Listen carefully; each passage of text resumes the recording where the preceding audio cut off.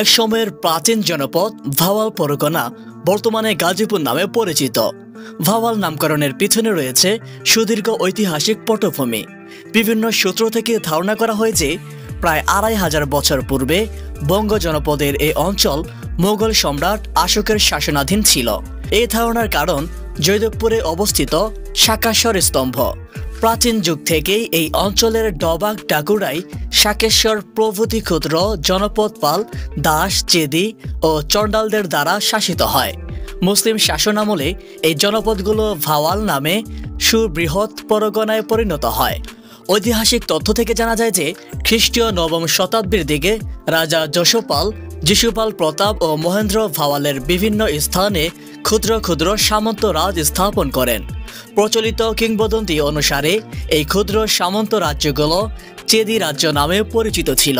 বর্তমান গাজীপুর জেলার শ্রীপুর, কালিয়াকৈরের আংশিক এবং কাপাসিয়া, কালীগঞ্জ, টঙ্গী সহ ময়মনসিংহ জেলার গফরগাঁও ও ত্রিশাল উপজেলার অংশবিশেষ, ঢাকা জেলার সাভার উপজেলার অংশবিশেষ, নারায়ণগঞ্জ জেলার রূপগঞ্জ উপজেলার উত্তরাংশ এবং টঙ্গীর পশ্চিমে হরিরামপুর ইউনিয়ন নিয়ে এই ক্ষুদ্র চেদি রাজ্যগুলো বিদ্যমান ছিল।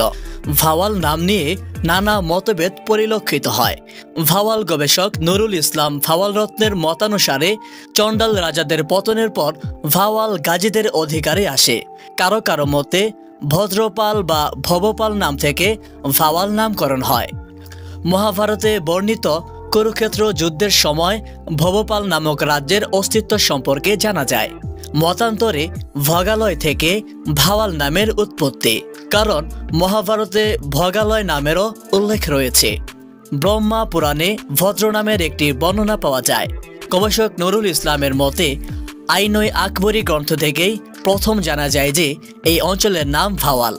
ইতিহাসবিদদের ধারণা দ্বাদশ শতাব্দীতে ভাওয়াল জনপদের উপর থেকে সেন বংশীয় রাজাদের শাসন ক্ষমতা দুর্বল হয়ে পড়ে। পরবর্তী পর্যায়ে মুসলমানদের বঙ্গ বিজয়ের পর থেকে এখানকার বিভিন্ন অঞ্চলে মুসলিম শক্তির উত্থান ঘটে। এই ধারাবাহিকতায় বাহওয়াল বা ভাওয়াল গাজী শক্তিশালী হয়ে ওঠেন এবং একে একে তিনি এই অঞ্চলের চেদি রাজ্যগুলো দখল করে নেন। অতঃপর নিজের নামানুসারে এই জনপদের নামকরণ করেন ভাওয়াল। তার প্রকৃত নাম বাহওয়াল গাজী। তা থেকে স্থানীয় ভাষায় তাকে বলা হয় ভাওয়াল গাজী। নবাবী আমলে ভাওয়াল পরগনা রাজস্ব আদায়ের জন্য ধীরাশ্রম একটি থানা প্রতিষ্ঠিত হয়। এই ধীরাশ্রমকে ঘিরে সেই আমলে এখানে গড়ে ওঠে এক সমৃদ্ধ জনপদ, যার নিদর্শন এখানে ভগ্ন দালাল, দিঘি ও রাস্তাঘাট। রাহাপাড়া, তেলিনগর, হায়দ্রাবাদ, রথখোলা, ভাবারুল, মেঘডুবি প্রভৃতি গ্রামে এসব নিদর্শনের কিছু কিছু এখনও অবশিষ্ট আছে। ১৯৪৭ সালে ভারত বিভাগের পর রাজনৈতিক দল আওয়ামী লীগ গঠিত হয়। তৎকালীন আওয়ামী লীগ নেতা তাজউদ্দিন আহমদ ভাওয়ালগড় জেলা নামে রাজনৈতিক ও প্রশাসনিক বিন্যাসের একটি রূপরেখা প্রণয়ন করেন। পরবর্তী পর্যায়ে অন্যান্য রাজনৈতিক নেতাগণ ঢাকা সদর উত্তর মহকুমাকে ভাওয়ালগড় মহকুমা নামে জয়দেবপুরে স্থানান্তরের উদ্যোগ গ্রহণ করেন, কিন্তু তৎকালীন পাকিস্তান সরকারের আমলে উদ্যোগ বাস্তবায়ন করা সম্ভব হয়নি। তবে তখন থেকে এই অঞ্চল ভাওয়ালগড় জেলা নামে পরিচিতি লাভ করে। বাংলাদেশের স্বাধীনতার পর থেকে বিভিন্ন রাজনৈতিক দল ভাওয়ালগড়কে জেলা হিসেবে উন্নীত করার দাবি উত্থাপন করে। প্রিয় দর্শক, আজকের এই ভিডিও নিয়ে আপনাদের মূল্যবান মতামত জানাতে ভুলবেন না।